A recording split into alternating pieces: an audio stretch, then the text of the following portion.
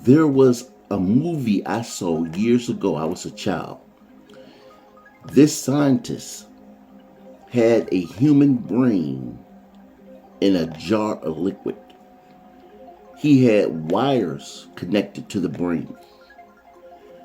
The brain was alive in this liquid. The brain, in its own imagination, had a childhood.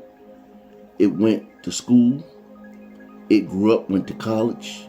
It got married, had children, grew old, and died, not once realizing that it was in a jar.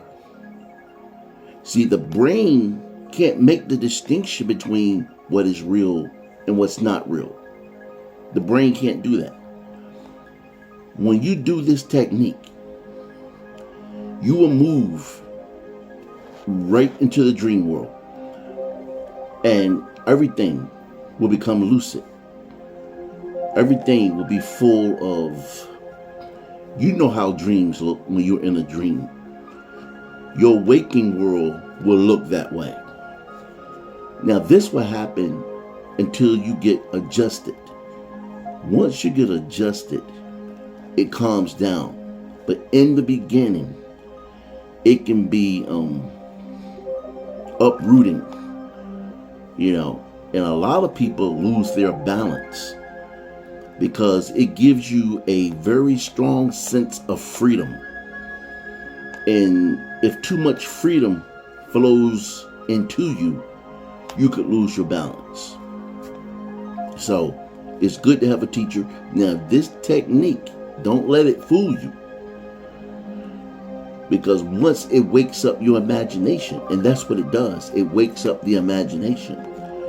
And in the beginning, it looks like a kitty cat, like a little cat you could just play with. But when it wakes up, it becomes a tiger, a Moor tiger, one of those Siberian tigers. That's how big it is. This technique is powerful. But you can do it. It's a safe technique because along the way, you will find your balance.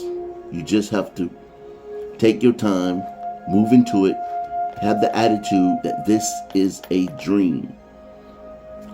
Now, this is the third and the last technique I'm going to talk about. There are other techniques I could talk about. If I get some feedback, I will give you other techniques. But for right now, I want to move into the process because there's so much more to tell you. Good luck.